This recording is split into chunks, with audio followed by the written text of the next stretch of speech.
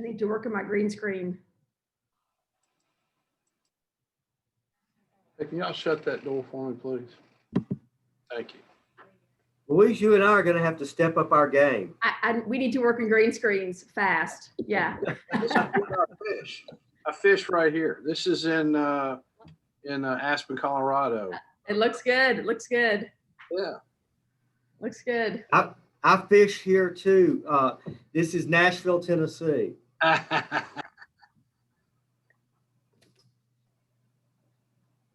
It's awfully cold over here.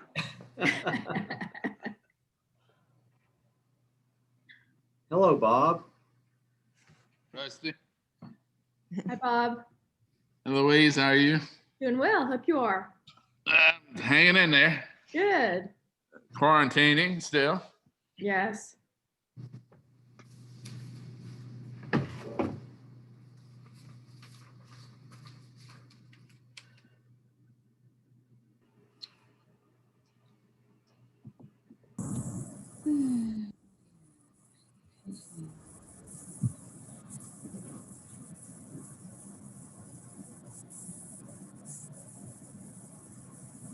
It does. Lyle, Yes. I think I've got this thing working now. Okay. I can hear you, but if I don't see you, if you wanted to be seen. Well, let's do this. There you are. There I am. There you are. Well, this new Microsoft 10 has got a special filter on it that won't let you download anything that's not Microsoft. So I had to go around it and got to do a workaround and download Chrome to do this thing on. So it only took me about 4 hours to figure that out. I bet.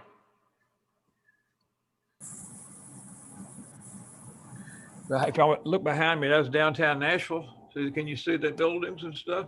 Yes. Yeah. Turn around this way, you can see Sally in the bed there. Can you see her? Oh, yeah. Hello, Sally. She's asleep. Which hospital is she in, Jim? This is Centennial. Okay. This is, they've got a whole thing dedicated to joint replacement, which is really, really nice. I've been very, Wow. very impressed with it. Good. So if you need a joint replaced, good place. Don't want to.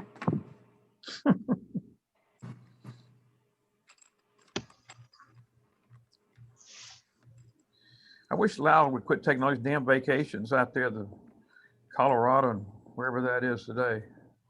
I'm going to have one that's actually snowing in the background, but we'll save that for next month. Uh-oh. Yeah. Well, we'd like you to keep it interesting.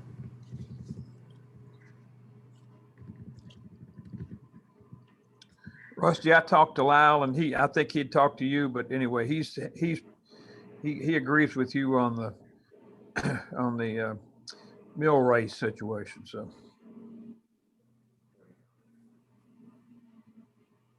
I think we have everyone but Haley. where's Louise? Louise is right here. Oh, where were you? I'm right here. I'm still here. I know you. I see you now, but I don't see you on my screen. Maybe the Oh. screen's still. This is a Microsoft Surface, one of those little ones that the pro football team uses. Well, So I don't know. Maybe it's just got enough room for 3 people. I No, am a Mac person. I like Macs, but that's just me. I'm here. Oh, there you are. And oh gosh, I see Vince now, and I see Chuck, and oh yeah, got the whole crew now. Steve Casey. Gosh, Lee, Larry Smith, David Wright. My gosh, all I got to do is push a button. All these things come up. We ready to go? We're just missing Haley, I believe. Haley. Oh, Haley.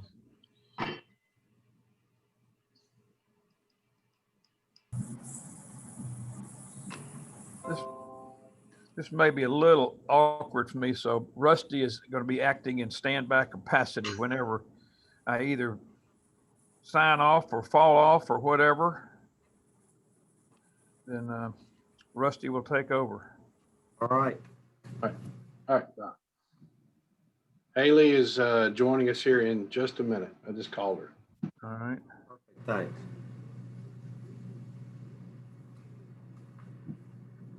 She was stuck in one of those pesky committee meetings at the Capitol, something very minor, you know. Certainly not near as important as Belle Meade. Of course not. Laura Catherine on yet? He is. Okay, would you look at your text I sent you about keeping your part short today? I did not. I just got in the door from walking the dog, but looking at my phone, but I was happy to keep it short and sweet. Short and sweet, that's what it says. I'm stuck in the hospital, and so Yeah. I'm afraid something could go wrong. You okay? Yeah, it's not me, it's Sally, just had her knees replaced this morning. Okay. I'm in her hospital room right now. She was in and out. She was in surgery for about an hour and a half, and she's been in her room now for 3 hours, so. We now have Haley. Hello, Haley. Hey, how are you? Hey, Haley. I'm sorry I'm late. I was having to pay attention to the special session and still going. Do you have a note from the governor? A note? Oh yeah, a late note? No, I Yeah, do late not. note. Unfortunately, I do not. Well, if we're ready to get started, I can't stand up because I got everything in my lap here. We'll go to the Pledge of Allegiance, and I'll lead it. Everybody's ready. I pledge allegiance to the flag Flag Of the United States of America America, and to the republic Republic for which it stands, stands one nation, nation, under God, indivisible, with liberty and justice for all. Thank you. With that, we will open the public comments portion. Is anyone from the public that wishes to say something? I know that Tom Ruffle said he could not be with us today, but is anyone else from the public that would like to make any statements right now? Mayor, I'm not from the public, but would it be possible to move the officer of the quarter up a little earlier than it is on our agenda? Why don't we give it the honor it deserves to do it right after the minutes? All right. So with that, the minutes, regular meeting of December the 16th. Anyone have any comments, suggestions, changes? If not, I'll entertain a motion to approve.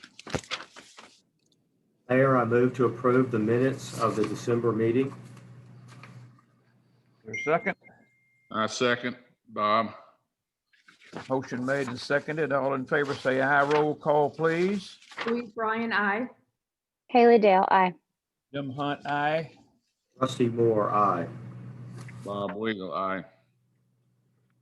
Approve those minutes. Now we got minutes of the December 28th meeting, special meeting. That was consideration of the employee salary increases. Motion for approval of those. Mayor, I so move that we approve the meeting minutes from the special meeting of December 28th. A second. Motion made and seconded. All in favor, say aye. Roll call. Louise Bryan, aye. Haley Dale, aye. Jim Hunt, aye.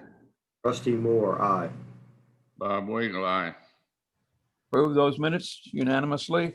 Can everybody hear me okay? Is this microphone loud enough? Yes. Yes. Okay.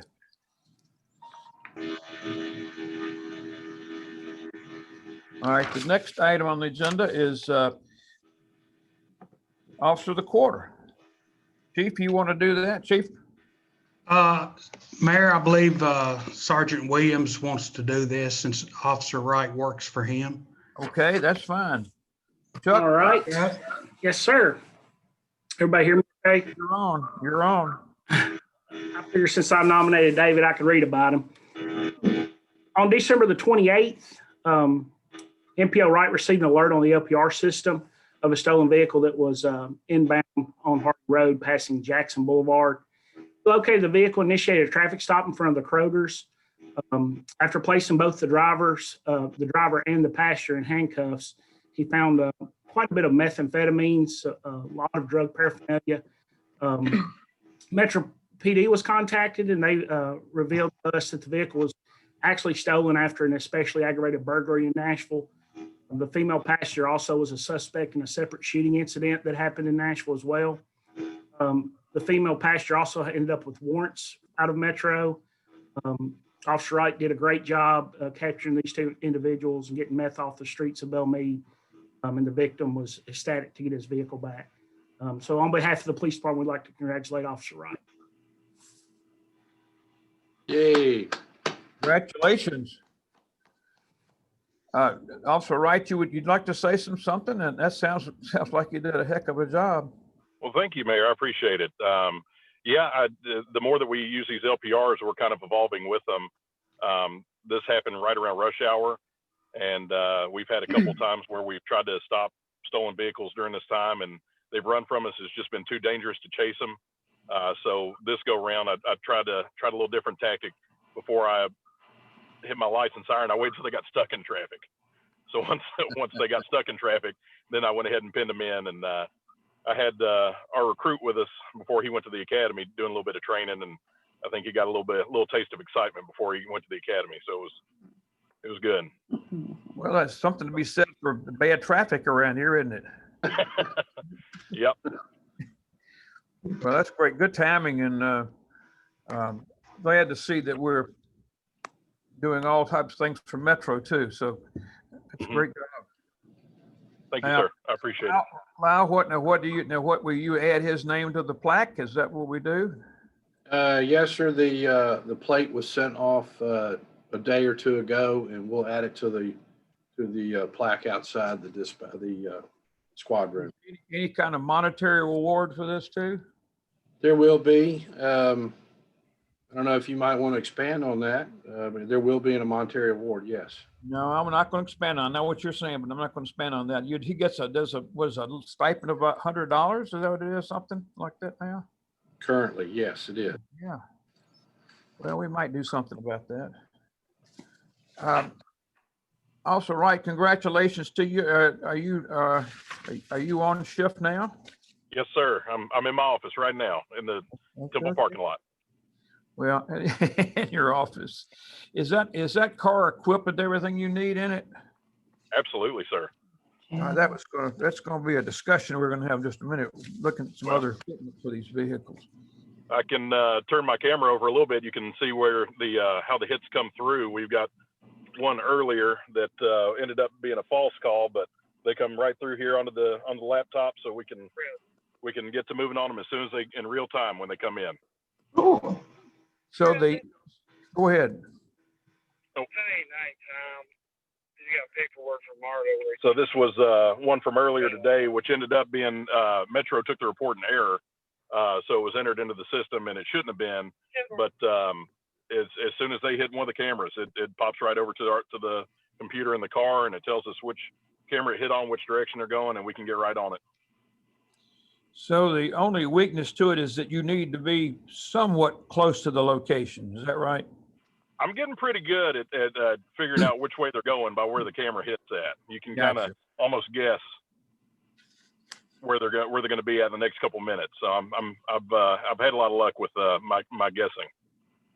Well, we have a commissioner retreat coming up here in another 2 weeks and 3 weeks, and I'm sure the video system's going to be on there. So if you got any recommendations for improvement or whatever we could do to get them to Lyle or Louise right now, that'd be good. Yes, sir. Absolutely. Well, go back to work. Thanks very much. Will do, sir. Appreciate the work you do. Thank you. Thank you. I appreciate you guys. Thank you. Congratulations. Thank you so much. All right, we have the next on the agenda is the Pendleton Settlement Agreement. Rusty, you and I have talked about that. You want to, I think we just want to move on that pretty quickly. What, you got any comments about it? Well, thank you, Mayor. I've looked at this and am aware of, we've kind of had this before us in the past, and I think today is simply approving the payment that we've agreed in the past to make to the Allens, and the Allens have done the work. City officials have looked at it. We're all good with it. So I don't have any questions about it, and I think it's really an item that's ready to be voted on. Except Doug has a question. Hey, I have a quick comment, Mayor. At the last minute this morning, I sent this to Bo Campbell, who's been the Allen's lawyer throughout this, and he actually sent the agreement to Mr. and Mrs. Allen. And Lawson Allen called me late this morning and asked, he said there was one phrase or clause in there he didn't really agree with, and that is in the very, very last sentence of the agreement where it says, any landscaping installed in the green space required by the city. Back when we were negotiating this item a year and a half ago, that was kind of something that was in the memorandum of agreement that we thought were going to be part of this, but Lyle needs to confirm this or not. But according to Mr. Allen, there really has been no landscaping installed that was inspected and approved by the city. So at one time that was on our minds. Evidently that's not an issue anymore. So if you do approve this at Mr. Allen's request, I would say remove all the language after the word, let's see. Driveway. After the word driveway, and just approve it with that. Is that correct, Lyle? I believe it is, yes. Okay. Yes. So Lyle, there's not been any special landscaping installed. And as he pointed out, it's now his property, so it's his to landscape or not to landscape. So I would move. Lyle, I know you went through a lot of negotiations with them on this, and so are you okay with that change? I'm more than okay. Okay. So Mayor, I would move that we approve it with the modification of in the last phrase, paragraph 3, that we delete the words "and any landscaping installed in the green space required by the city." Rusty, thank you for that motion and the change. Is there a second to that? I second, Bob. Motion made and seconded. Any further discussion? All in favor say aye. Aye. Roll call. Aye. roll call. Louise Bryant, aye. Haley Dale, aye. Jim Hunt, aye. Rusty Moore, aye. Bob Weigel, aye. Thank you all very much. Now, Beth and Lyle, update on the Harding Place sidewalk project. It's Beth and Larry. Mr. Mayor, I don't think you. Larry, that's not Lyle, is it? LS. No. Did you do the monthly report? No, ma'am. Oh, that's right. We Number one. Well, let's go ahead and I've already goofed up. So let's do the Okay. Harding Place sidewalk project first, and then we'll go back and do the monthly report. The project has been advertised and bid. Larry called 9 different contractors on either Friday or Monday to let them know that the bid documents are posted on our website. And we also have some paper bid documents here at City Hall, of which several people have already picked up. So we're hoping to get some good interest in this project. The bid opening is Thursday, February the 11th. So we'll have the results in time for the February commissioners meeting. Larry, you want to add anything? No, ma'am. That's pretty much it. Unless I have a question. All right. Well, let's go back and Larry, let's do your monthly report. Yes, sir. The report, any questions or concerns?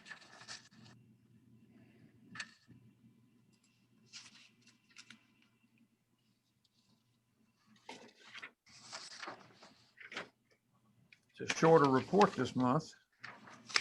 Doesn't mean we weren't busy. It just had. I wasn't insinuating that you. I was joking, sir. Thank you for getting the cameras installed at City Hall. The guys were very beneficial with Lyle doing that. And that took some of their time, so. Lyle's going to talk about that when we get to that particular action item too. I've got everything here. Louise, Belle Meade Together Master Plan, TDOT grant application. Thank you. As some of you know, as part of the interview process with the firms that we interviewed for Belle Meade Together, we asked them what their expertise and experience was in applying for grants. And I'm happy to say that Kimley Horn has, as of last week, helped us apply for a $70,000 planning grant to the Tennessee Department of Transportation. This is in the packet for information only right now. This grant has been applied for and received by TDOT. It is a $70,000 grant for fees related to studying the intersection at Harding Place and Linwood. If we receive this grant, we would be required to put up a 10% match of $7,000 and adopt a resolution stating our intent to endorse the plan. So I just wanted to let you know that this has been applied for, and we're optimistic. And I'll let you know as soon as we know anything, but Kimley Horn's total fee was about $140,000. If we get this grant of $70,000, they will have done a really good job so far of helping us make it worthwhile. I'll say. Any questions? That's terrific. I'll say that Clay Bright, Belle Meade resident, is the commissioner of TDOT. And I'm going to drop him a note just to say, ask him to keep an eye out for this thing in case he sees it, but not asking for any special attention, but just the fact that we've done this. And I think that he might go look at it. Be great. Thank you. It fits their parameters very well for safety, community support, and mobility. So I think we have a good shot at it. And do you want to add anything, Beth? Beth worked closely on it as well. I think Kevin had said this is the first time TDOT's ever offered a planning grant. Mm-hmm. Maybe there won't be a lot of applicants. He's kind of got his fingers crossed, and we'll stand even a better chance of being selected. So I hope so. Yeah. Great work for all of you all, Louise, Beth, and Kimley Horn. Kevin did a great job on that. Mm-hmm.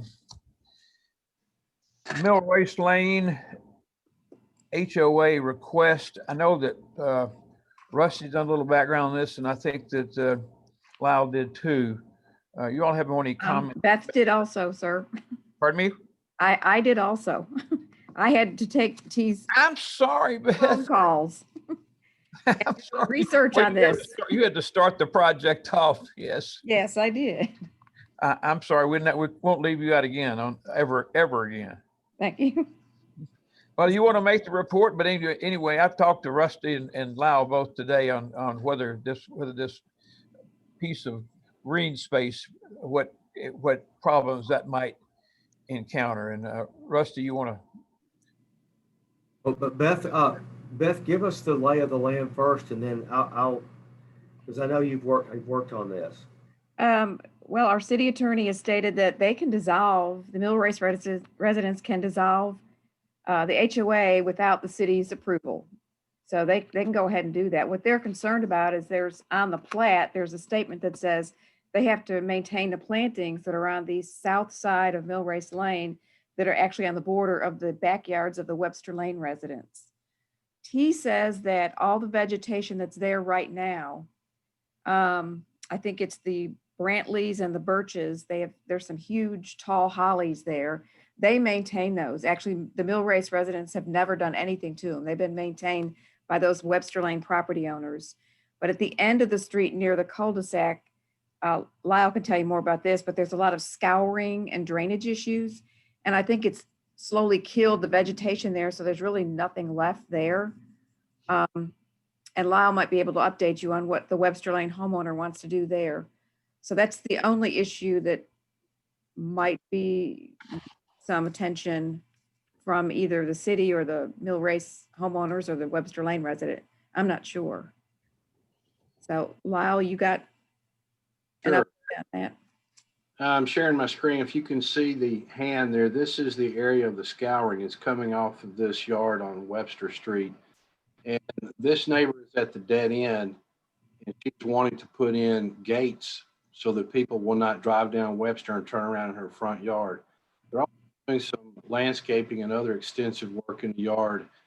and they have agreed to address the scouring here in the back corner of their property. It's been going on for years, and it shoots across the cul-de-sac and runs between this house that has been built, it burned recently, and this vacant lot, which they're about to break ground on. So kind of a problem area. It ponds down in this lower area down here. The homeowner, like lot 92, they've agreed to put in some sort of a bioretention or something to address that. So once we get to that point, Steve Casey, Larry, and myself will take a look at that. Russ, do you have any comments to make? Well, yes, thank you, Mayor. One of the things I wanted to look at today when we were looking at this agenda item is, it sort of suggests that there is this planting is in, makes me think it's in a common area, but it is not. So my concern was if they dissolve the HOA, what sort of happens to the common area. But it is really the Mill Race Lane right of way where this planting is located.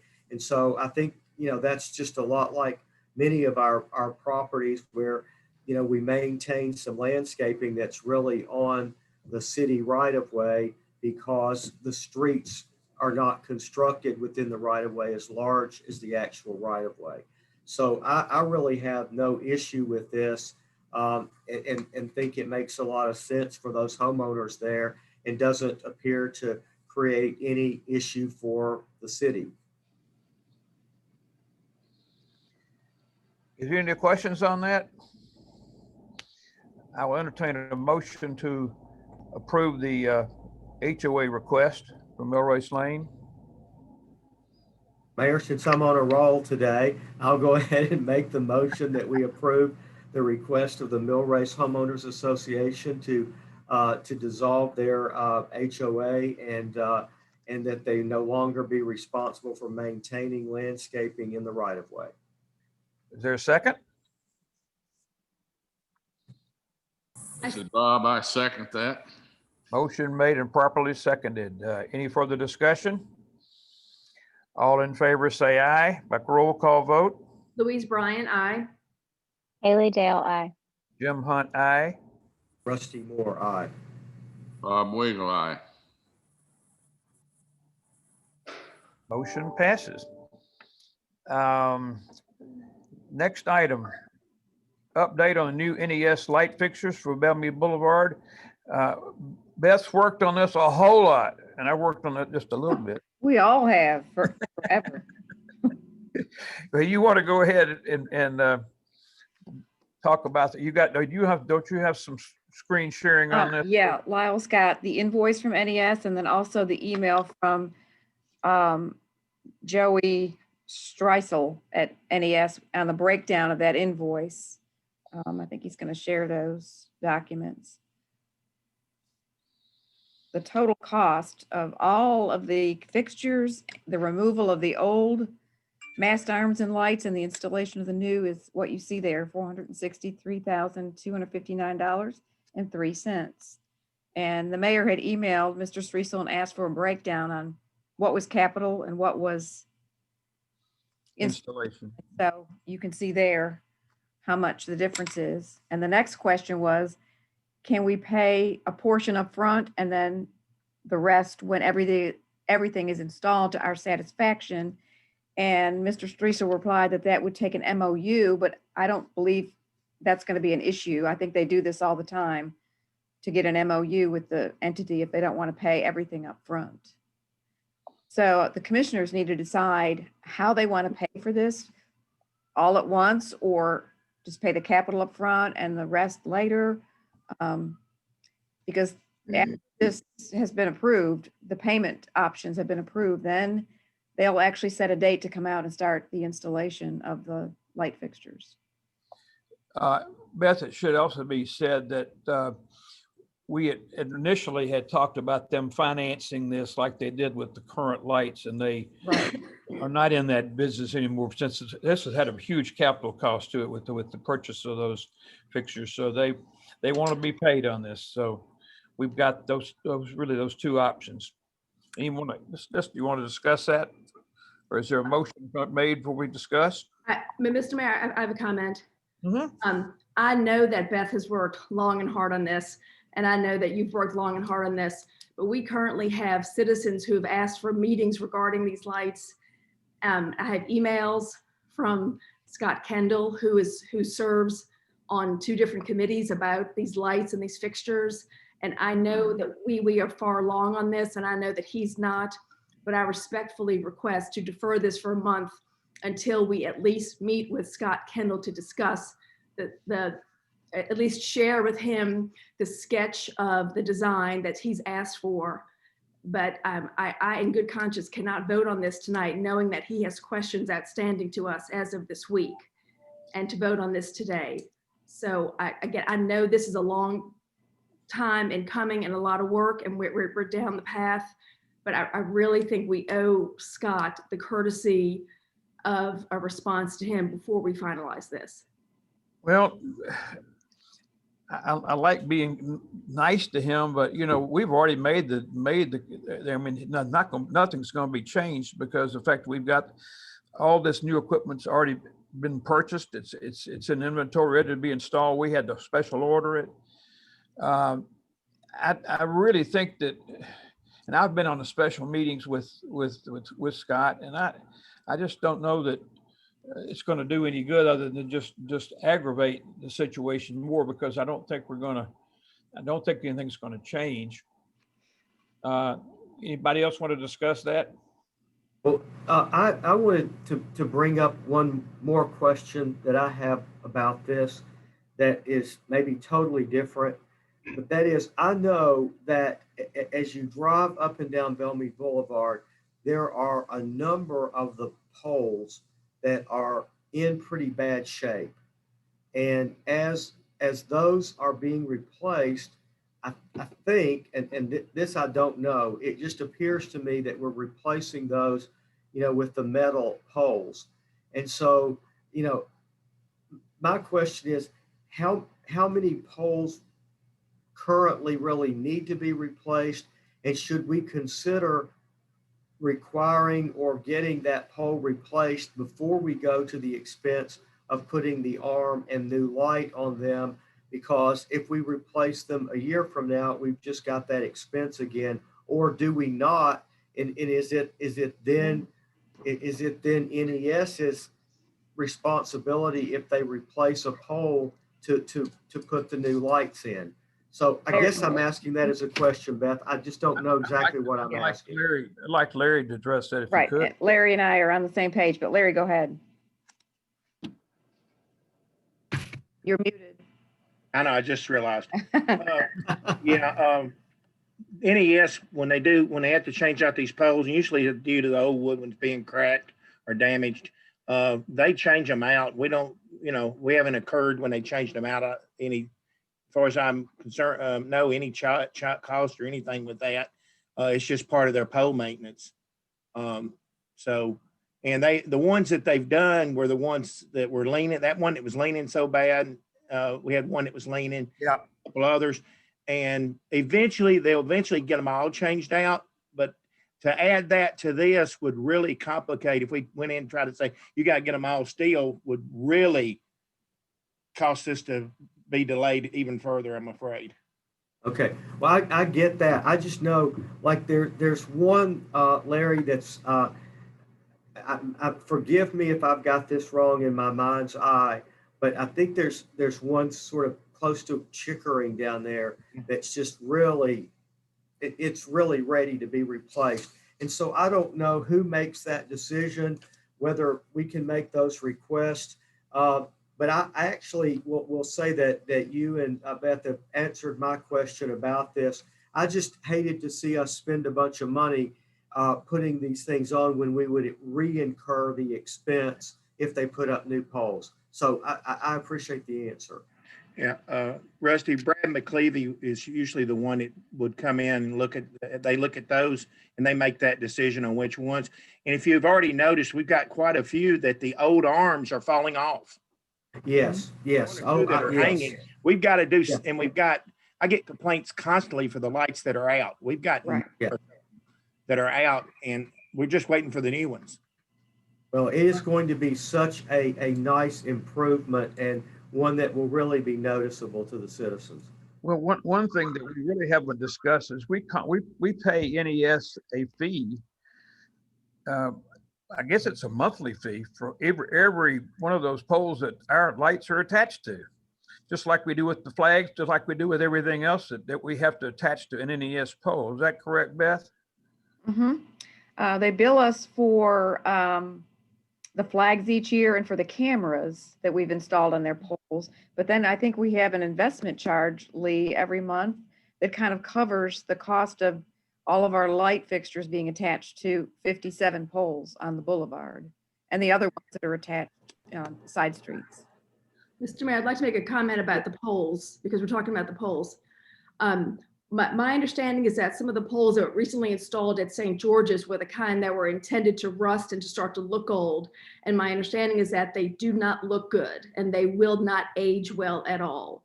And I think we need to be careful if we make quick decisions about these infrastructure changes without seeing exactly what all the options are. I do not think we should initially let NES make any design or aesthetic decisions for us in Belle Meade. In the same way that we try to control the landscape of Belle Meade Boulevard, the shrubberies and the trees because of what NES does and does for efficiency, we need to better control some of their builder grade quality infrastructure options. So I would like to please ask my colleagues to consider moving very slowly with NES, developing better relationships with NES, using some people in the community who have relationships with NES to develop more options to see what's offered. These are long-term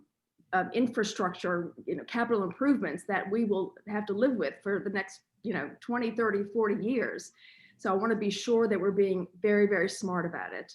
But I would like to move very slowly on any poll decision. In fact, not let NES make that decision for us. NES is not making the decision. We made the decisions on which lights to purchase. We made the decision to take the other lights down and to replace them with these, but actually the poles never came into it because we made the assumption that we were going to be using the existing poles and the NES does maintain those poles. I shouldn't say existing, but at the type of pole that's being used now. Mm-hmm. Anybody else want to make any discussion? If you want to make a motion, you're certainly welcome to make a motion, and that would set the wheels in motion. Mayor, defer this for 1 month until we get more people involved who have expressed an interest in this. A 1 month will not make a difference. I realize that city staff has worked very diligently on this, but we have existing volunteers who work on multiple commissions who've expressed interest in discussing this matter. And I don't feel comfortable moving forward without having discussions with them. Is there a second to her motion? I would like to second that motion. Motion made and seconded. Ask for discussion at this point. Rusty, did you have something to say? I did, but it's not really about the deferral, but I am just going to ask my question. Maybe it's not in line, but I do want to understand why we pay NES to have street lights on the poles, because there's so many places in town where there's a street light. There's so many streets in Belle Meade. So are we paying for a street light, for example, on Linwood Boulevard on a pole as well? Yes. Okay. Yes. All right. I mean, the city has the option, if they don't want to hang these lights on the 57 poles on the median, we can purchase decorative poles. We need to purchase 114. So we'd have 57 on each side of the boulevard and the right of way. And we could put decorative, metal poles on the side with these same fixtures hanging off of them to light the street and not put streets down the middle. I mean, that's obviously going to be more expensive. But when you're then may I say that speaks to that speaks to support Louise's motion, because while I would jump right out and say immediately, oh, we don't need that many more poles on top of the poles we've got because the poles we've got are not going away, all of those sorts of things. But thinking about this in a 30-day deferral, I support that, Louise.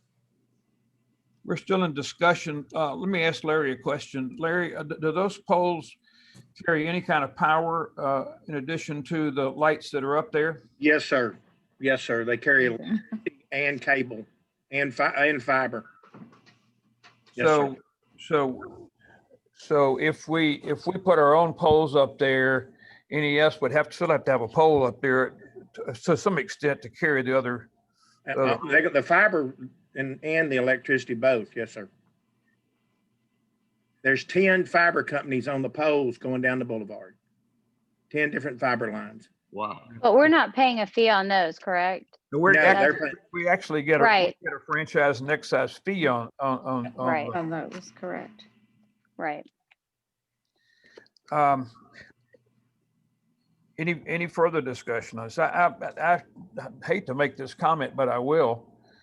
I have found that Scott he's very knowledgeable, but he also likes to tell everybody how good he is at doing all this stuff. And we've all had people say how good we have working with NES and whatever else. We still can't seem to get anything done with NES that we've tried. We've known the last 4 chairmen of the board, and we've tried to get things done.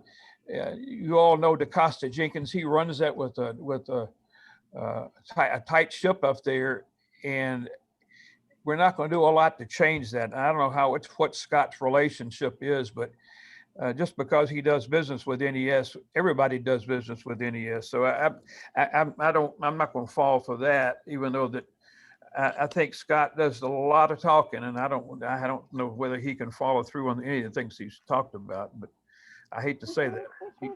Mayor, this is Bob.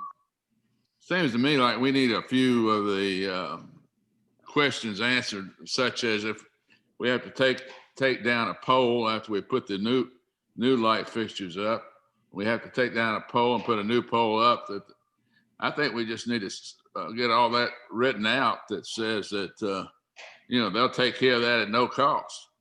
And as Louise says, I think we need to have a say so in what kind of architectural looking pole are they going to put back in, or put something in that's near St. George's that doesn't look very good. Well, I think that I can answer that. That there is no architectural pole that we have considered, so it would just be the standard pole that they're using now, which could be. Beth, did you want to say something? Well, I want to note to Bob, we are not charged when they change placing a pole. I think Larry said that. So yeah, I'm talking about if they have to take the old fixture down that they put in like next week, and then in a year from now, they have to take that fixture down and put it on the new pole. That sounds like well, something. then yes, if they're installing poles that we've special ordered, I mean, the city's going to have to. Okay. I think Bob was saying if they just install not a better pole, a replacement pole of the same type, they would not. I don't have any problem with the pole. I'm saying they will charge us for putting the light fixture, the existing light fixture, back on the new pole. I don't think we ought to pay for that. We're not. No, we don't. No. We don't pay for that currently. Okay. Well, it sounds like there's some questions that need to be answered, and we've got a motion. I've got one more question on this. Has the fee that we are paying for the pole attachment changed over the years? Is it variable? Has it stayed fixed since it began? Haley, this is Rusty. Well, what they did originally a number of years ago is they put those they built those wood cross things. Those were specifically designed for us and installed, and we have been paying a fee for those all along. And this, I think, is a superior option, even though it's a big expense now. I mean, like I think Beth and the whole crew has done a really good job working with NES. So we're paying for it, the lights, and we're paying for the installation now. So we will eliminate that monthly cost of the lights and the replacement lights. Is that right, Beth? There'll still be a charge for us having something on their pole. That's what they do to every. That's what I was gonna Right. say. A pole Yes. attachment is there. You can't avoid the pole attachment fee. I'm Right. wondering how variable it has been over the years. It's a very controversial subject at the Capitol. I know a lot about it. Yes. I'm just curious if we are able to budget for it, or is this a somewhat standardized fee they're charging? Or It's pretty standardized. They don't increase it like every year, or like cable TV goes up every year. I went back. but they can. Yeah. They can, yes, but traditionally they have not. It's Okay. the same for many years before it went up, but we do budget for it, and it's just a fact. But that's what we were paying. We're paying a lighting charge too. The use of Yes. electricity too. Correct. These new fixtures will use significantly less power than the existing one, which is a gas halogen, I believe, or something. And these are going to be LEDs that are brighter, but use a lot less electricity. So, Right, but that's a different bill, correct? Because that's a Correct. power bill versus the pole attachment fee. Mhm. Is that right? Okay, I'm just making sure I have all the info. Thanks, everyone. Mr. Mayor, yes, Larry. there's three options on the poles. The existing wood that they no longer do. You have the shiny silver poles and those rust-colored poles. And the first rust-colored, when it was put in, was down by the country club in that corner. That was the first one, and it was the choice at that time to do a silver one because they had to get the height and they had to do the metal, and that's the reason they went with that rust colored to blend in. I just wanted to make sure that was y'all knew that. That's what they've got on Enquirer too. Yes, sir. That or them ugly silver ones. Well, we've got a motion. We've got a second. We've had good discussion. Is there any further Hey, discussion? Jim, this is Scott Kendall. I've been on the meeting, just curious about all this. Can the public speak? Not at this point. Who is this? This is Scott Kendall. This is Scott. Scott, if you want, I think we could open it since Louise has brought that up. Yeah, I think we could open it for you to speak. Yeah, well, let me just say that my experience is real. First of all, on some major projects, y'all are all familiar with my development there in Green Hills. I did the 10-story Hilton Green Hills. Just was awarded Best Hilton in the Americas by Hilton Worldwide. I was just awarded the world-class Hilton at B&A Airport. Scott, we can barely hear you. Yeah. Thank you. We can't. Cannot hear me? Okay. Just barely. Okay. Is that better? Yeah. Much better. Thank you. Okay.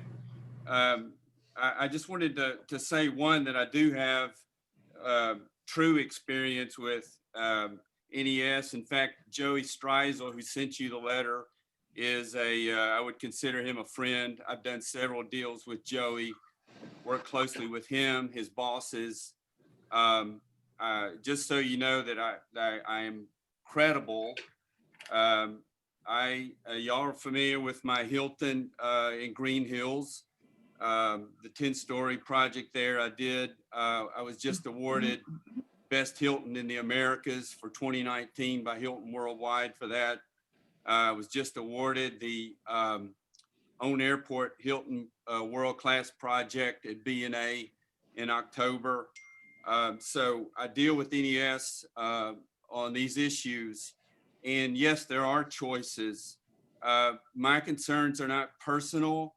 I'm looking out for this city. The central feature of our city is the spine of our city, is the boulevard. And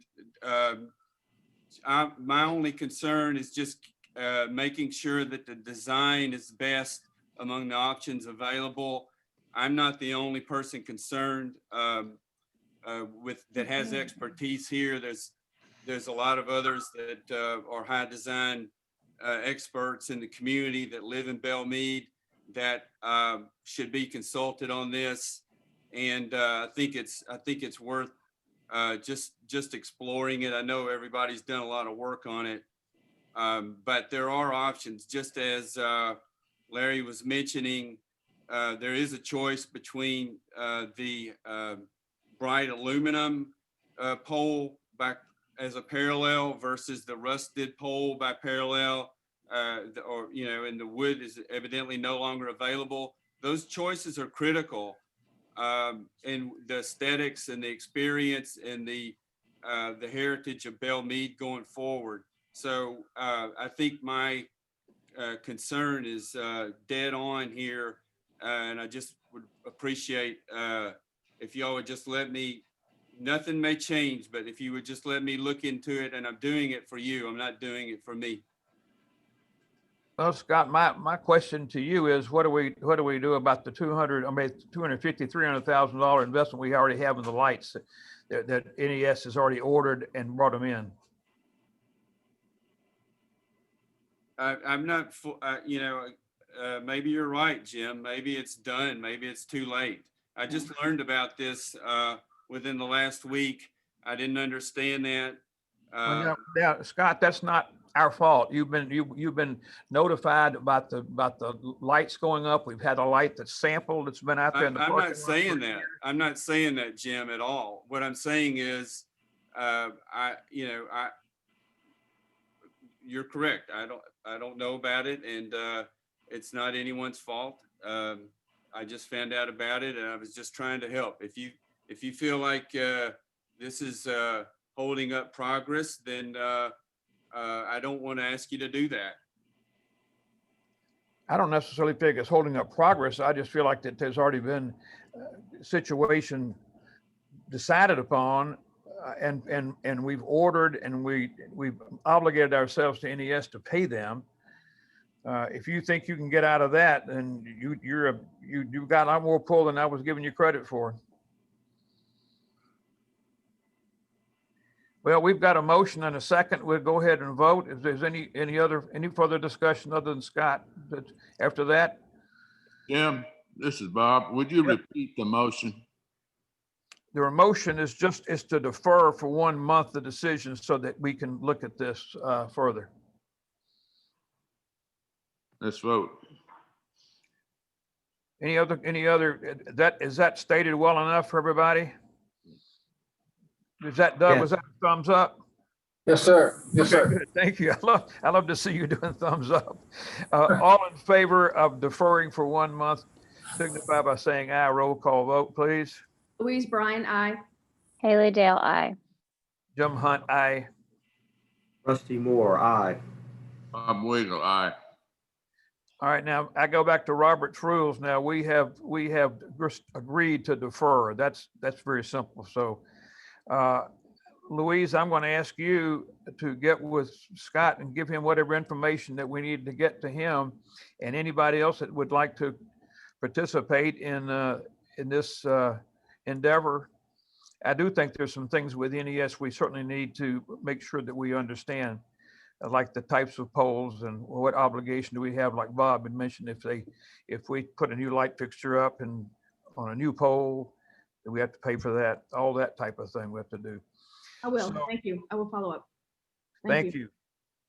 We'll look at the next item. We've deferred for 1 month. The next item is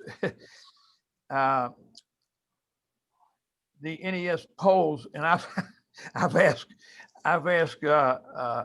Lyle if he would put a couple of photos up of what's happened on Inquirer. If you're talking about poles and attachments and wires, Larry knows this. Can you put them up there, Lyle?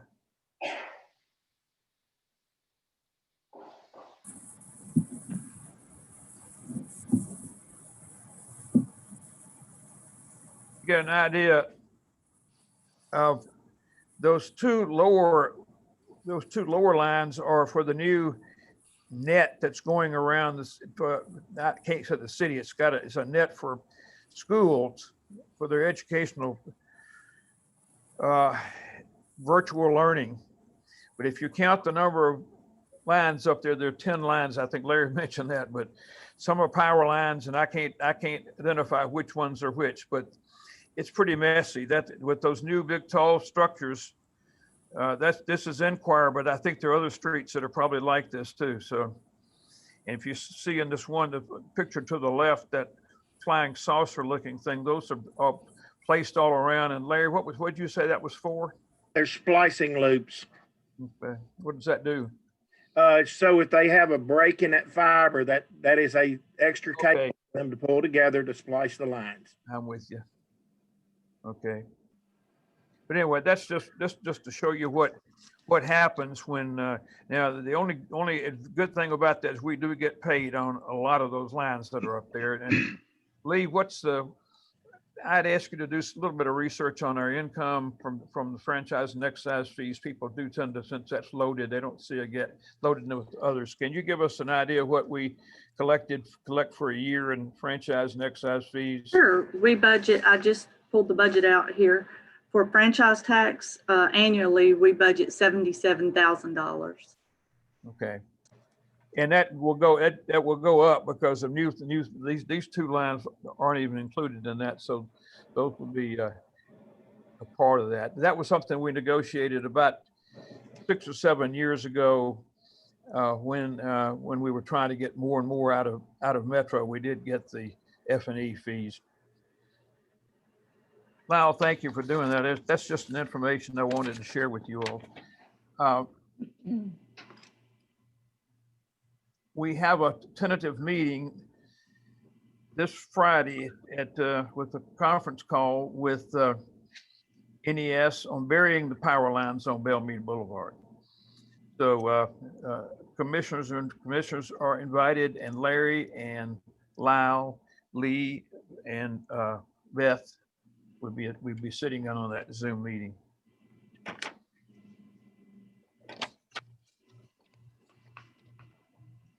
Any questions on that? All right. Yep. I have one question. Is that a request from the residents for a price to do that? It's actually part of the Belle Meade Together, just inquiring as to what it would cost and could we do it in sections and over a period of years. And will that also include going underground to the individual homes from the median? Larry, let me ask that. It wouldn't, I don't believe, but Larry, let me ask the questions. How many of those houses are fed on Belle Meade Boulevard from the street, from Belle Meade Boulevard? As far as I know, none of them are. I didn't think they were either. Oh, really? Okay, I didn't know that. No, as far as I know, none of them are. Now, some of the substations are. Okay. All right. But I think that any hookup that, well, again, that's all part of the discussion. We don't know. That would be one of the, you'll be on that call, Bob, and so you can ask them that at that time about what. Okay. All right. Vince, monthly report. Yes, sir. Monthly report stands as is, unless y'all have any questions or concerns.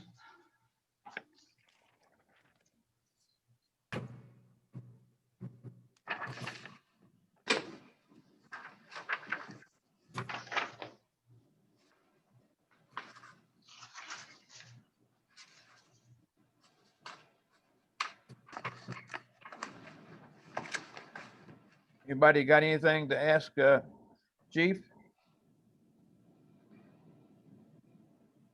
All right, we'll move to the next item, action item, expenses, estimates for vehicle equipment installation. Yes, sir. Originally, we did not budget for installation of the equipment. Officer Mark Hill, who has a lot of experience in upfitting police vehicles. He used to have a side business where he did that. He turned in his notice and left. Him and Sergeant Mangrum were going to do it up in our garage and take care of it. But with him leaving, we had to go ahead and get some bids for installation. And the lowest bid is On Duty Depot. And for that $1,100 per vehicle for the 2 Ford Explorers, that will include the installation of the digital ally cameras that are coming up on the next item.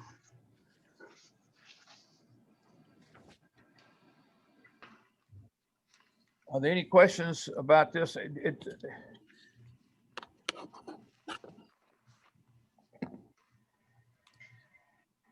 Let me ask a question, Vincent.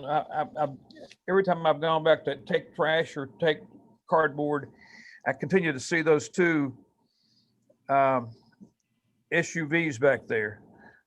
Yes, sir. And they're not deployed yet. Why is that the problem? Because we can't get the equipment in them? Well, we've been waiting for the equipment to come in, and it's normal for the equipment orders to take a good while. But since I wrote this memo, all of the equipment has, except for the front push bumpers, has arrived at the Columbia Dodge dealership, and we plan to go pick it up tomorrow. And then we'll just have to wait for the push bumpers and the 2 digital ally cameras. And the cameras come in pretty quick, but that has been the holdup, waiting for the equipment. Lieutenant, what was the number you stated that would our best price on getting that done? $1,100 for each vehicle. Vehicle, yeah. And how many vehicles? Just 2 vehicles? 2. Yeah, okay. Chief, I have a question, and this may not be a fair question, but what do you think it cost us? I know the vehicle cost, but what do you think it cost us totally to equip a vehicle? We seem to always have a request for something that's needed in a vehicle, and with these new ones, the cost here, 1,100 each for installation, 5,300 for cameras, and then we're also looking at another ticket writers. I don't know if that's for these other cars or if that's something else, but just overall, what do you think on top of the price of the vehicle, what does the equipment cost us? Probably need to ask Lee, don't you?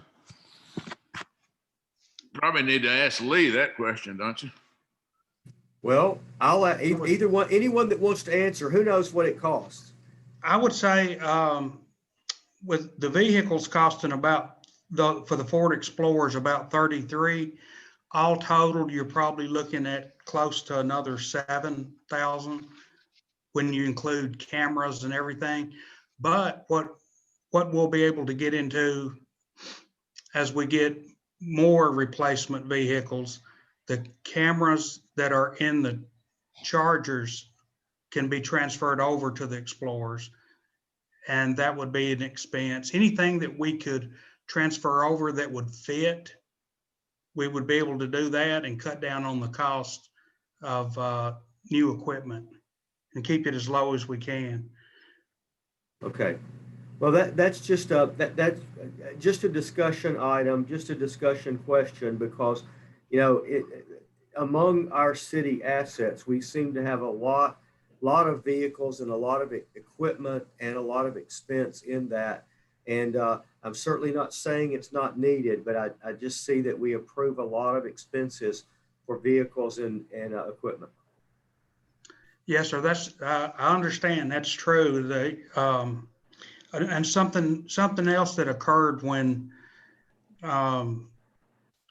the Ford Explorers have become very popular because they're phasing out the sedans, and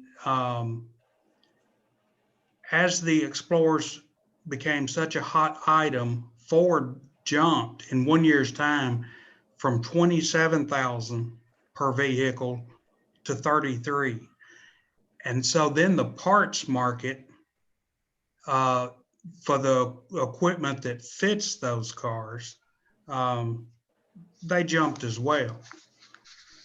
They knew they could make the extra money too, because people would need their parts. I see. Vince, Let me ask a question, Beth, please. Mhm. Vince, are you talking about just normal parts? Or are you talking about these special accessory parts that were? The accessory, the lighting and police equipment and the cages and gun racks, all that. I'm not talking about carburetors and stuff like that. No, sir. I appreciate the answer. Thank you for addressing that question. No problem, Rusty, sir. Thank you, Rusty. I think we'll continue this discussion at the retreat a little bit too, to make sure that we all understand what is loaded into these cars. It seems like that every new technology that comes out, we want to put them in these cars. I just wonder if I asked Chuck one time, could he still get into the car because there's so much stuff that has to go into the car. But we've got. I figure we're probably as well suited, well outfitted as Metro is with the cars, if not greater than, because we have the ability for the license plate reader identification in the car too. So, Hey, Jim, I would That's be correct. interested in finding out on a nationwide basis, what is the average dollar spent on a car and all these accessories? Are we overspending? I don't know if it's the money or if it's the equipment. Of course, they're probably all related, because I think we probably do get good prices on our equipment, but we still got an awful lot of stuff. And I'd like to find out maybe what is a typical car equipped with these days. Maybe we could. I'd be interested in that. We can look into that and research that for you. I think that'd be good information for us. Good information to have before the retreat. Yeah, if you can do that rather quickly, that would be helpful too. So Yeah, I think that's doable. Thanks. Well, we just moved to the installation of the equipment we had purchased, and now we're looking at the purchase of digital in-car cameras and the ticket writer printer for the new automobiles, right? Mayor, we Yes, need to sir. take action on the Yes. equipment installation. I just want to see if we can maybe do them all together, because Oh, the okay. fact is that they're all related and also have to do with our discussion too. Okay. So, Mayor, I think we've all had an opportunity to read the reports that Beth has provided, or that the chief has provided, and Beth has gone over.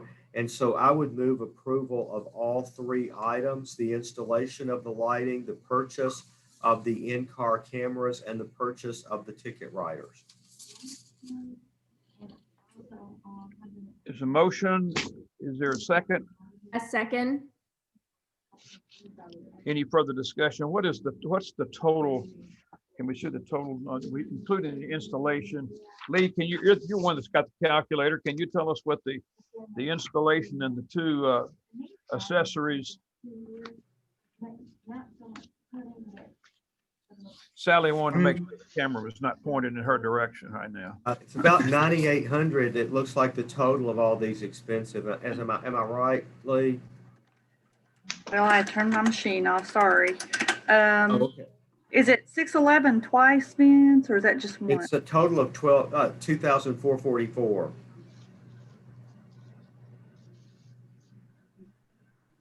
Because there are five of the ticket. Yes. Oh, I'm sorry. 5 ticket writers. Yes, that's right. I've got 10, 593, 94. Oh, I was off. Well, maybe I put two, I'm double checking. No, that's right. Okay. $5,300. Yeah, that's what I got. 10, 593.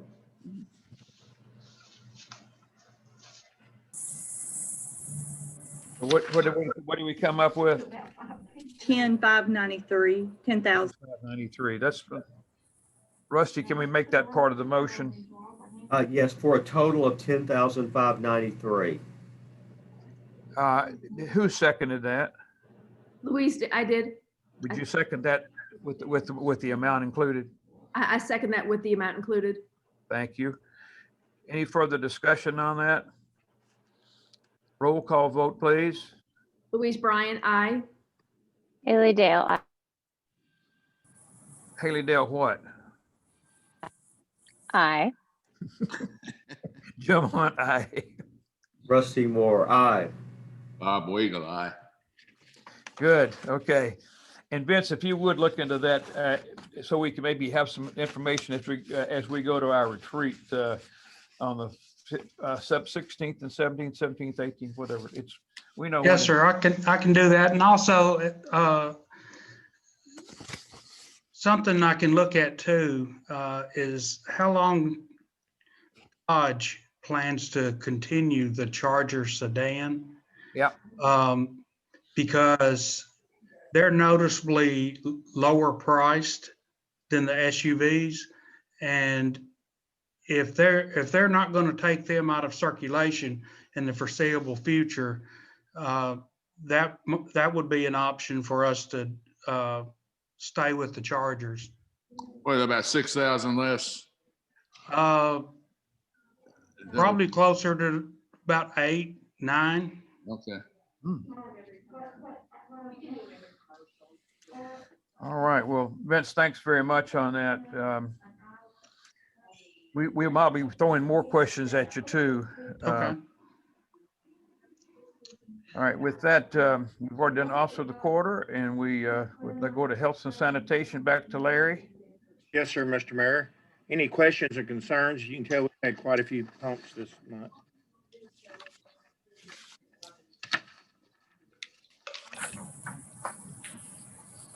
Bob, you have anything on that?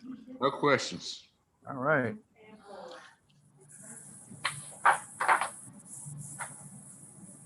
With that, Beth, you and I guess we've got a guest here, Steve.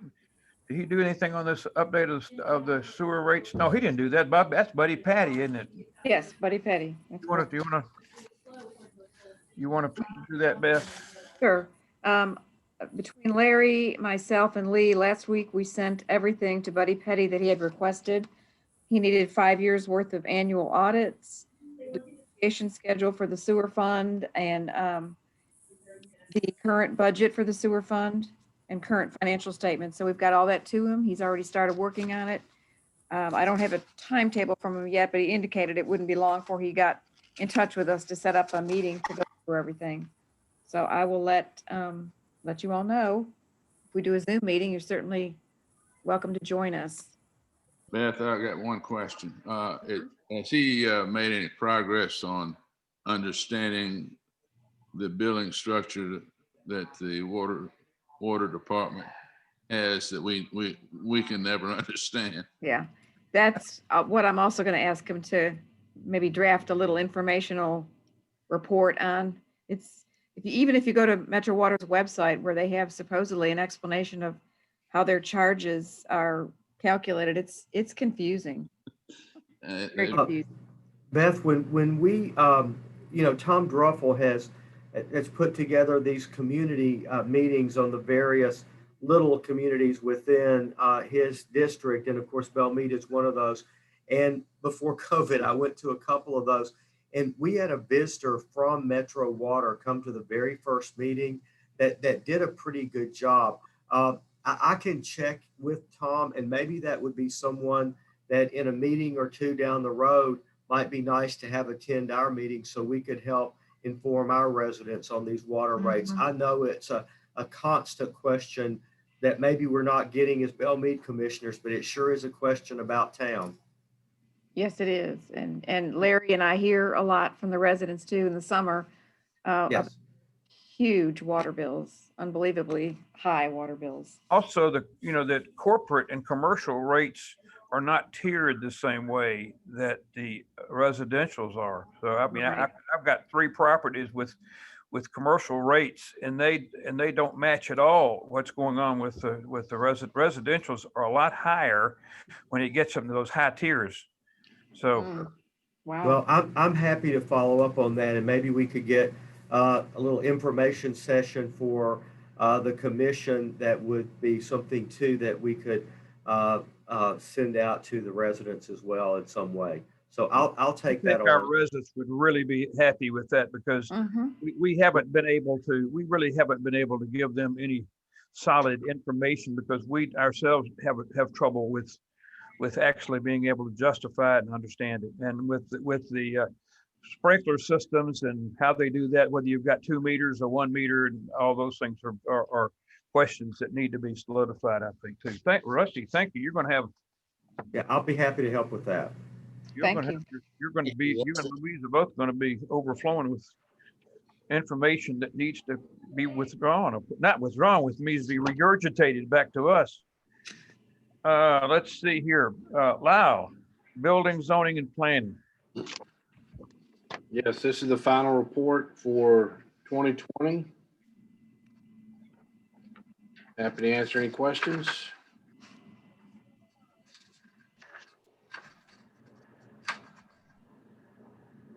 You'll notice on page 44, we got pretty close to the same permit value as 2019. Good month, good year. That's amazing. Yes, given the pandemic, that's remarkable. Yes. Rusty, in your business, what are you seeing in your business in terms of you do primarily residential, or do you do a combination? It's a combination, but mostly residential. How did your year come out? Not necessarily personally, but how did the year in terms of the number of closings and whatever the amounts of money? You know, Jim, that's a great question. My brief answer is just that year over year from 19 to 20, as far as purchase and sale transactions, I would say they were dead even. And that was after a significant decline March, April, and May, but a real pickup toward the end of the year. Refinances were something that we did a lot of, but I'm really not including that in that analysis number. And what is your projection for at least the first and second quarter of this coming year? Well, you know, my crystal ball is broken, but if I base it on what we're looking at so far, January and February, we're just holding pretty much exactly like the 2019 and 2020. Have you got a feel on what Belle Meade, what the new land and new properties in Belle Meade are doing? Are they selling for more than? I mean, things just don't even go on the market. It's become such a commodity to get a property in Belle Meade, and I'm sure Lyle can speak to that too. But you just, you know, most homes are sold before there's ever a sign in the yard. And who are buying these properties? Well, that's probably a really good question, but we are certainly seen as one of the a really premier location in the city for people that are moving in from out of town, and so a lot of our new buyers, you know, are people that are moving here from other parts of the country, and then, you know, I would say it's probably a guess, but I'd say about 50-50 of people coming from somewhere else and then people coming from our local area. That's interesting. I just saw, I guess it was just 2 or 3 days ago, that said that Tennessee was the #1 replacing Florida and Texas as most people. Yeah, I think this is a U-Haul trailer, but that's probably pretty good indication. But it probably is a good indication, and we have so much new industry and job opportunity in the Middle Tennessee area that, you know, we're all reading about in the news and hearing in the news, but we are still, if we can keep our traffic and crime under control, we're still a pretty hot spot. I'm going to ask you to talk later as we talk about our meeting with the mayor, but he made a comment about crime rates and stuff that he was concerned about. Will. Lyle, you got anything else that you want to discuss?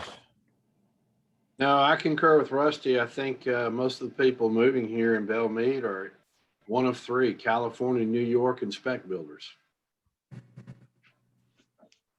Sorry about the noise in my background, but I've got people come in and out constantly, so. Not you, not Sally. No, just try to knock it off a little bit, please. I'm not the one that had the surgery, though. I guess it's okay. Let's see. Well, it had, is the I know the MPC just made an approval yesterday on the separating of two lots. I don't know whether that needs discussion. Bob and I sat in on. I think Rusty sat on that too, but that was an interesting, rather. I was there too. Oh, that's Mr. right. Mayor. Just that's right. Yeah, just gotta take credit. If I'm gonna sit through them, I gotta announce it. You got that right. You got that right. Still there. Thank you. Somebody's. And I was not there. I was there for I went for the zoning meeting afterwards. So, but I love getting credit. So I don't know where Haley and Louise were, but I was right there. Nice job, Rusty. Nice job. I really appreciate all the commissioners getting involved in these committees. I just can't keep up with it anymore. But that was an interesting separation of a lot on the corner of Leak and Belle Meade Boulevard that worked out. I think as everybody had hoped it would, or thought it would, but we did have the neighbor across the street who purchased Margaret Robinson's house, was concerned about we were losing green space by making two residential lots, houses out of one. My comment was we're going to be replacing two beautiful Ron Ferris homes, taking a house down that's not very pretty. So that was only my only excuse I had. But anyway, if nothing else, we'll go to the next item, which is waste collection. And there's no matters under waste collections. Laura Catherine, beautiful. We've left Laura Catherine a minute and a half. Yes. I will be very, very fast. Series met on the 11th, and we had Kevin from Kimley Horn come with us. I'm working on hammering in the message. I want Series to be a conduit of information for the steering committee. And to do that, we have to ensure that they have correct information. And so Carter Dawson and I both give updates and talk about what we did with the Belle Meade Together plan. And we have a lot of discussion. It's a pretty good sounding board to get feedback from sort of a sampling of residents, because everybody hears rumors of little things, and then I'm able to say, and Carter's able to say, actually, this is where we are. Kind of the same thing when the Historic Zoning Commission was being set up, and when we put in the tree ordinance, there was just a lot of misunderstanding, and so it's a great opportunity to clarify the record, and then have those people can go into the neighborhood and talk to the people that gave them the misinformation. So that's one of my main goals of a series, at least for this time right now. Also, our strategy and development subcommittee is going to kick off. That is Gavin, Carter, Michael, and Peter. And we are going to talk about fundraising strategies since donations are down. With series from last year, we'd like to really have a great, strong campaign this year, and we would like to sort of recover a little bit of that ground. So that is going to be a meeting as well that we'll be having. And then, of course, the subcommittees meet on the off weeks, and then they report to the larger committee. We also discussed the website, having a page that jumps off of Belle Meade city website, sort of like the Belle Meade Together plan does, that would have our sales pitch, it would have giving levels, it would have a place to give, just be a lot more clear, because even our own series committee members couldn't find where to give on the website. And so knowing that it was there. So there's that. And then lastly, we meet again on February the 8th, and we are working on some things that we would like to discuss with the commissioners, some questions for the commissioner retreat, and I'll give y'all a rough draft of those questions after that meeting, so that you can be preparing for them, but just things that series would like to discuss or have discussed during the commissioner retreat. Any questions? How was that for time? How'd I do? You did perfect. Great. Laura Catherine, thank you. You always have that voice of enthusiasm and positiveness that I love. So Even when I'm being short and sweet. we want to keep asking you just because you're got such a good attitude about it. Our meeting sometimes can get out of hand here. Okay, thank you. City communication, no matters. Finance. Lee. Yes, I have the November budget to actual on page 45, and then the 4-year summary on page 46. And then, of course, the sewer statements follow that. Does anybody have any questions? Lee, let me ask you the question. How do you like, since we changed a month or two ago on basically showing the financials, most of the financials based on 2 months ago instead of last month? I like it better because I'm able to, and that's sort of why I wanted to do it, is so that I could expand the information that I was able to give you. So now, for example, I can give you the 4-year summary, and those numbers are not going to change. You know, before, because of the timing of the way the month fell, I may or may not have the previous month's information for the state shared. And so now, you know, I'll have it for you. I just think you just have more information available. The only problem is I just keep getting the feeling it's old news though, you know. Okay. I don't know. I've got mixed emotions about it. Okay. Well, now I do make sure that I provide you with the current bank information, the LGIP account and the CD laddering. I do make sure that I understand that. Which that you get December for that. I appreciate it. I just, from a accounting standpoint, I just want to know what you're feeling. Sorry, you like it better though, because it's more accurate information. Right. Just because, and it's primarily because of the state shared. Yeah.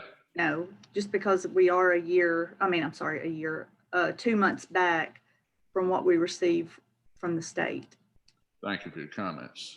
Sure. Bob, we have to give you credit for that one. See, everybody else is getting some credit, and that's yours, baby.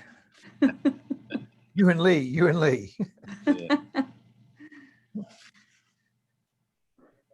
Anything on any other parts of the finance?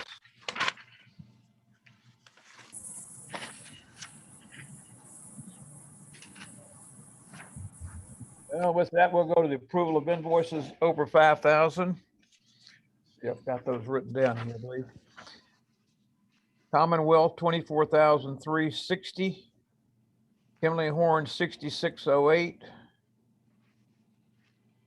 I can't pronounce this one. The pump was Sluffer. You can pronounce that one. Strafer pump, 12,455. Wascon, 584526. And we will, I guess can we just not defer, but this security door, do we need to? That's not an invoice. That's right. That's not, okay. Yeah. All right, so let's see here. Let me make sure I got everything together here. I got papers all over the room here.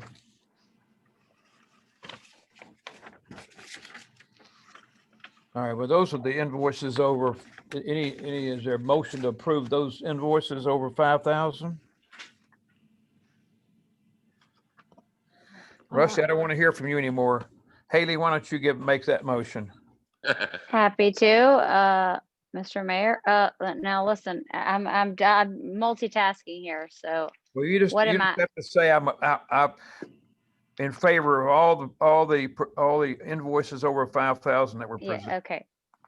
Mr. Mayor, I'm in favor of all the invoices over 5,000, and I move to approve as submitted.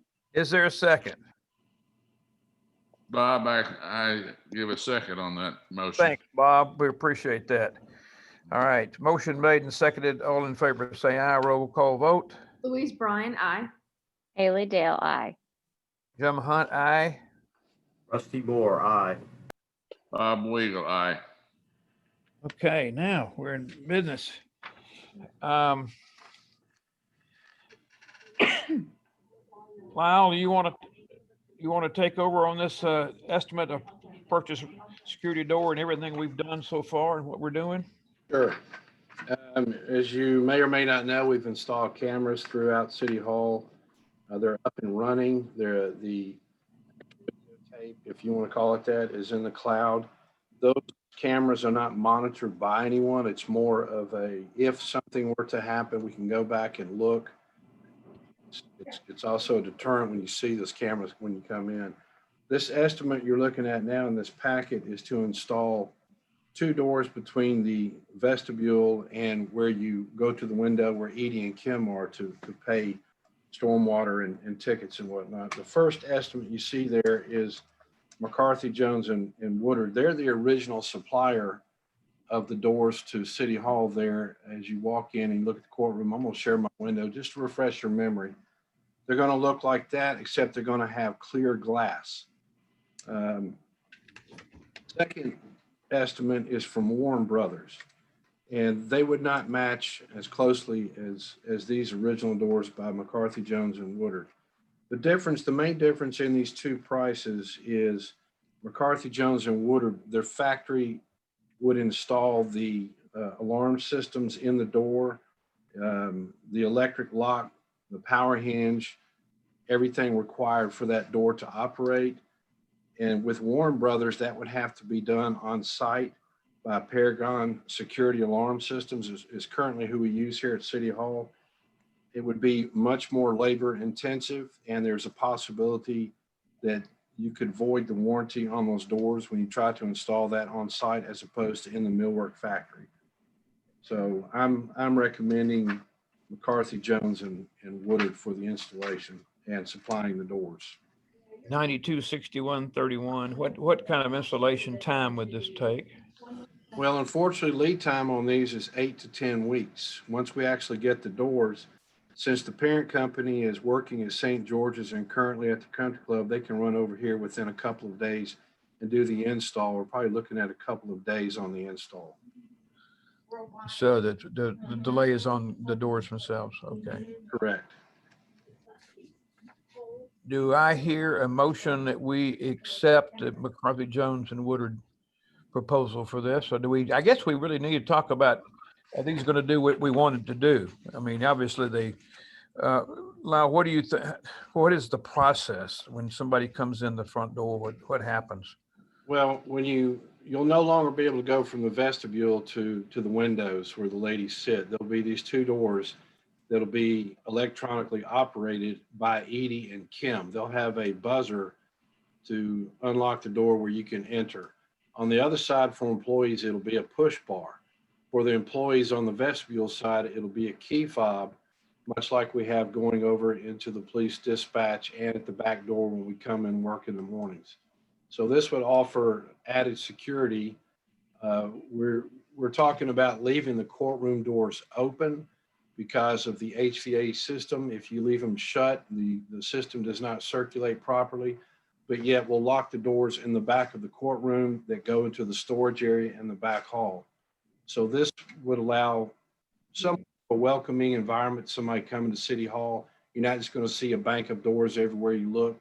You will be able to walk into the courtroom if necessary, but that's as far as you can go without Edie or Kim using a key fob or a buzzer to buzz you through the door. So just an added sense of security. I think it's a good thing. What about the 2 doors inside the meeting room, inside the courtroom? Well, the 2 in the rear will be locked. So as you approach the bench, you have one on the right, and then you have one going to the storage room. Mm-hmm. Be locked so that the public cannot go any further than the courtroom itself. Those have historically, though, been unlocked, though, right, hadn't they? They're historically open, yes. Okay. Well, let me ask you a question. Sure. How does Kim or Edie know that they want to go past them into their area? Well, when someone approaches the door, Edie will be able to see them due to the clear glass, and she has clear vision to who's coming in. She'll have a stationary buzzer at her desk. Kim, who's further down the hall there, will have to actually get up and look out her door. She will have a mobile button to let people in as opposed to stationary. So she'll actually take it, look out the door, see who it is, and buzz them in. What if Edie's working hard and her back is to the door? Will there be a button, a ring or something?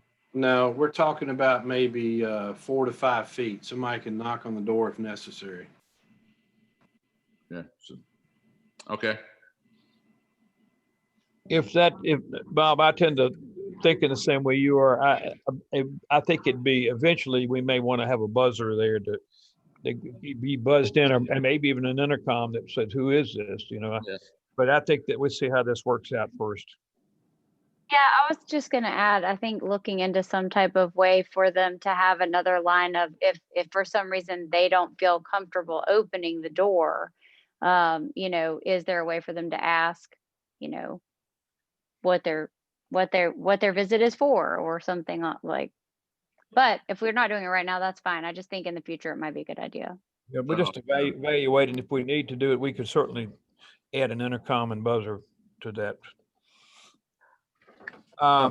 Mayor, just a couple of comments. On a general basis, I really think it's important that our public offices be open and welcome and inviting. But as you and I know, we just went downtown to the mayor's office last week.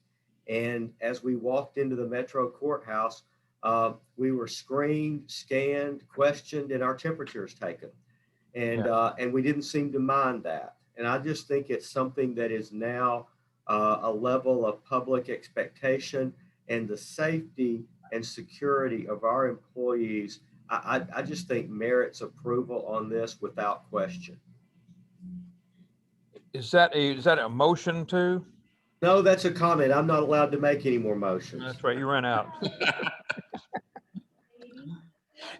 Well, let's see. Bob, you want to make this motion? Hey, this is Laura Catherine. Can I jump in real quick? I know I'm not a commissioner, but Yeah. I watched the video, you know, the auditing of the First Amendment, and I'm wondering, should that happen again? We know it happened once before without incident, and it happened this past time. The people that are making those sort of videos and that sort of person is looking for something to be offended, to offend him and to call us out. I'm wondering if there is, you know, the excuse of COVID is a great, is great for right now as far as setting up boundaries and screening and asking questions. But moving forward, I hate to even ask this question: is it a First Amendment right to have a door? Do you need to have access? How does that? No, Metro's been the same way for years. I mean, when I say we were questioned and our temperature taken, that was just two pieces of it. But we were scanned not for COVID, but for weapons. And we, you know, you empty it's just like going through airport security when you go to the Metro Courthouse, and that is not new. Right. And I just give that as an example, but the screening is not COVID. It is for protection. But Laura, Okay, well, and I wasn't even thinking guns. This dude just had a camera, you know, like I'm just thinking, would any of these things we're putting in place? I do think they're very necessary. And I think for the safety and the peace of mind of city employees, but I'm wondering, a person like that, could they demand to still come in, and would we have to let them? no, Beth can answer this, but Laura Catherine, the courthouse will be open.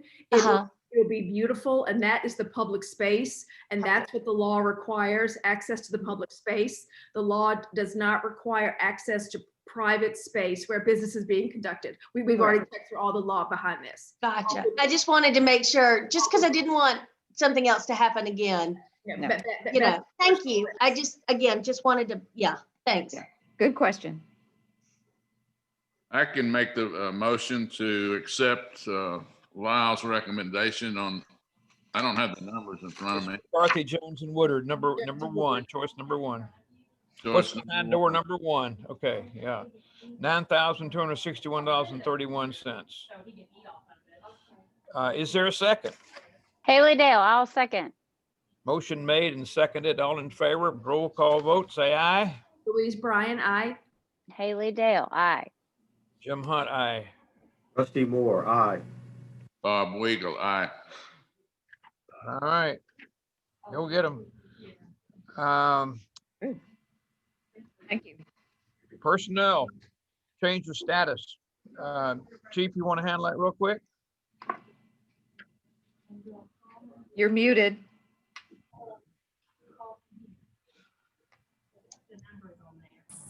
There, hear me now? Yeah. Okay, good.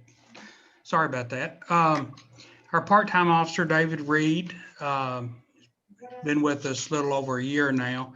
He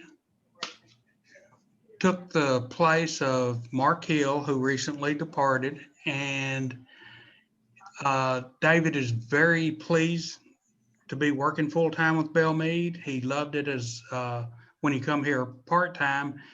And just a couple of days before Mark happened to turn his notice in, David had said to me out in the back parking lot that he really wished that there was a way he could work here full-time if that opportunity ever came up. And then 2 days later, Mark turns in a notice. So he got excited, and Beth was all in favor of it, and we brought him on full-time, and he's very productive, and he's a good member of the team. I think we're very fortunate that things happen this way. David's welcomed. Yes, So, sir.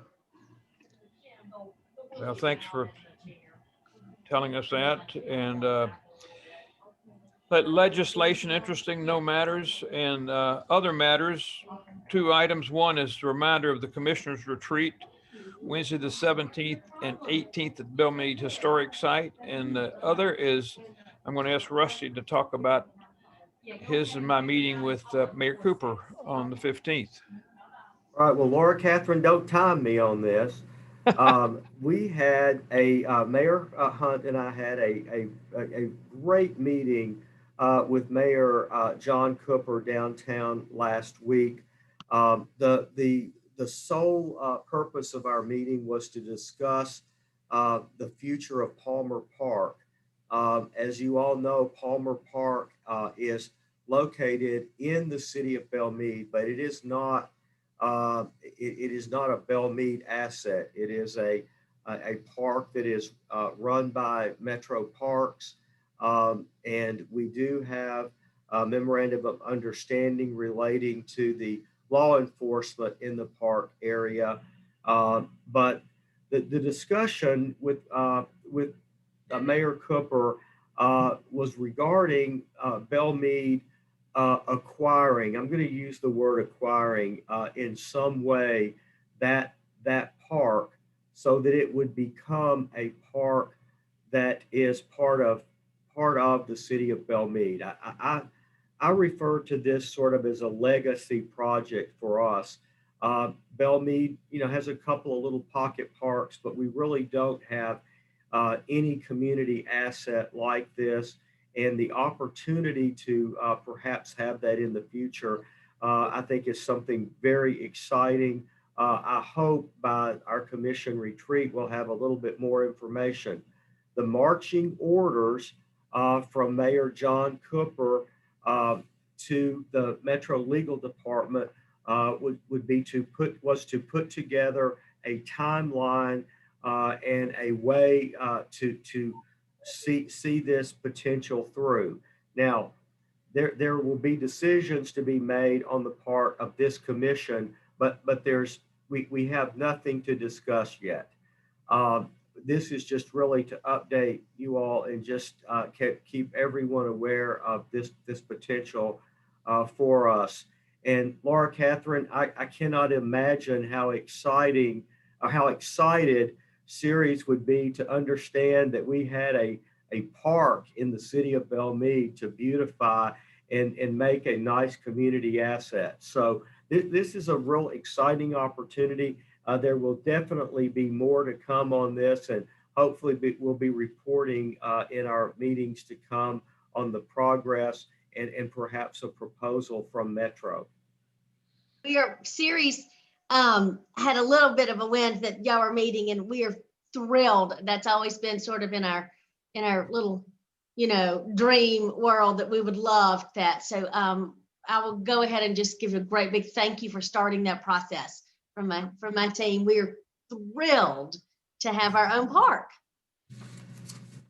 We have a ways to go, but what we do have is a mayor of our city of Nashville that is all about making this happen. He is certainly all for it, and it is just at this point logistics and details and a little discussion on money and how it operates, which there always is, right? Right. Thank you so much, Rusty. We are just beside ourselves. Rusty, thank you. The one of the comments that we got to the mayor's office a little bit early, and he saw us a little bit early, and he said, we said we appreciate you seeing us when you did. He said because you're all going to be a pleasure to meet with because of the people I've got following you all, and I think he really did mean that. And we end up, Rusty, we had about an hour and 15 minutes with him, which is. He wanted to talk about everything from the Second Avenue to the crime rates and whatever. He was very, very easy, communicative, and interesting to talk to. So and we asked him about how his collections on property taxes was going, and he said surprisingly it's going pretty well. Anyway, it was very encouraging. We have a really, really good relationship with City Hall right now, and I think we just need to keep it that way. Anybody have any comments? I do. Yes. Rusty, I am thrilled to see our Miss Thrill, Laura Catherine Thrill. Because she makes these meetings go by so quickly. Thank you very much.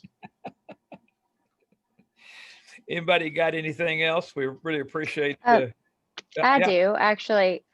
Sorry, and a fairly large thing, and I'll go quickly, but I've talked to Lyle and Beth and actually Lee about this. I want to make everybody aware of, I don't know if everyone knows that I am a lobbyist, but as such, I am constantly watching what bills are filed. And there has been a bill filed that would really affect the city. And so I've spoken with the sponsors, and I just sort of want to give an update on it. So Senator Todd Gardenhire and Representative Mike Carter are legislators out of Chattanooga or thereabouts. And they filed a bill that deals with stormwater fees. And what the bill seeks to do, and it's fairly complicated, is once the bill becomes law, from that point forward, if any of our residents were required by our stormwater plan to put in any type of retention pond or any type of underground holding tank for stormwater, that their stormwater fees be abated until the cost of that project is realized. So essentially, they feel that people are paying twice, and they don't like it, and they do not want it to continue. I know that we collect stormwater fees. I was curious in what amount that was, and so I talked with Lee, and it's around $100,000 a year. If the bill passes, obviously that would have a very negative effect on the city. I'm making you aware of it for a couple of reasons. Number one, sometimes bills get filed and the sponsors are not going to be able to get anything done, or the bill has no merit. But I think this is important because these are two very well-respected legislators. Senator Gardenhire worked under Ronald Reagan, and Mike Carter is a former judge. They're both very smart, very well-respected, and so the bill has a great shot, especially in a super majority Republican legislature that doesn't like fees. And so I'm flagging that for you. I've talked to both sponsors multiple times. They are aware of the problem that it causes for small cities like ours. I talked about the hall tax phase out, and interestingly enough, Senator Gardenhire plans to file a bill. This doesn't help us at all. Preview of what I'm about to say that would allow municipalities to put the hall tax back in effect if they want to. I don't think that'd be very popular with our residents, but it is, it was a point I was making to him, and he was like, well, I'll one up you again. I'm filing a bill to fix that problem. So there's a lot to unfold. There's a lot of committee hearings, and I suspect that all municipalities will be opposed to this bill. But I will also say that these legislators, if they can, I mean, they can get the job done. So I'm on it. I'm talking to them about it all the time. But I'm happy to give updates if anybody's interested in that moving forward. Steve, is Steve Casey still with us? Yeah, I'm here. Steve, are you aware of this? Yes, I became aware of it last week, actually, through the city of Goodlettsville, Tim Ellis. And I do know the Tennessee Stormwater Association. I've reached out to the president of that group, the executive director, and I'm working with the policy committee to, there's already been some communication go out to TENSA membership about it, but ACEC has also been notified, and I've had some email correspondence with the Municipal Technical Advisory Service. And they are not in favor of it because it is very problematic. And so from my perspective, my understanding is TENSA, the Tennessee Stormwater Association, is trying to reach out to these sponsors of the bill to just have a conversation and educate them if they can. But I appreciate Haley, what you said. I did not know that about those sponsors. Yeah. Their connections and so forth. But yeah, I agree with you. It's very problematic and very difficult, I might add, to track. It's a huge burden on smaller communities and larger communities as well. Definitely. So, yeah. Yeah, I flagged that for Senator Gardenhire today. We talked 3 or 4 times. I try to highlight the bookkeeping issue, and he's like, well, Haley, that's really not a problem that we have to worry about. I mean, we pass laws and then, people figure out how to make it work. And he's not wrong. But I think it is, that's the type of sponsor that you're dealing with. And, I mean, my guess is that they have done their homework on this. They always do. He suggested, normalizing those fees, and then you could just assign a number of years to something, and then you just say, okay, you don't know your stormwater fees for 14 years, or, so they've sort of thought through these other solutions. He's running the bill, to be honest, he told me is for a church. I suggested that he could suggest that for sort of larger entities, or maybe even 501c3s, maybe they don't need to pay twice. I mean, I'm on it. I am trying to figure out a way to not have this affect us. I'll add this. I just worked with the Nashville Zoo to get, I think they got a 50 or 60% reduction, I can't remember, on their stormwater user fee that they pay Metro Nashville, simply because they do maintenance of their, they have quite a few different stormwater, innovative type stormwater management practices. And Metro Nashville, as do all communities that have a stormwater user fee, offers a credit if you do certain things. And so there's already an avenue. Oh, that's interesting. Yeah. A discount, and the burden is on the payer of the, to go seek this out. And if you can prove that you do certain things, there's often up to a 50% credit. And so, that's saving the zoo, I think, around $10,000 a year. Okay. There's other avenues that were set up, as I understand, in the legislation that empowered smaller communities to even institute stormwater user fee. So I wish more people would take advantage of that than try and do something like what's being proposed. Haley, I'm going to ask Beth to include a section in each month's agenda that you're welcome to make a legislative report if you'd like to Sure. do that. Yeah. Yeah, it's great. It actually works out really nicely for me because I'm an elected official. I don't have to lobby. I mean, I have to register as a lobbyist for the city. So I can talk to anybody for as much time as I want to, which is helpful because otherwise that would be complicated. So yeah, I'm happy to do Are that. you going to work for us like that Steve works? Are you going to work pro bono like Steve does? Well, I believe that's what I'm doing. I believe that report was that Steve doesn't. I would have Steve charged you a doesn't. lot if you were my client. Steve doesn't work pro bono. I'll just tell you that. Yeah, I don't either, but I will for you. So All right. Well, anyway, we really appreciate that's helping us. And Lyle, I don't know whether you were aware of this, but it might be good for all he y'all to was. get together and just to and make sure that if we need to supply some people, I've been known to come down there and make myself known anyway. So anyway. So right now that's not possible at the Capitol. That's the other problem. But Yeah. we could have you on the phone. Yeah, it's an interesting time to be trying to get something undone at the Capitol, but we've got some time on it. Okay. Well, Haley, thanks very much. Of course. Any other comments, questions about this? This turned out to be with other business, had a lot of other business. With that, if there's no further discussions, let's adjourn. Lyle, cut us off.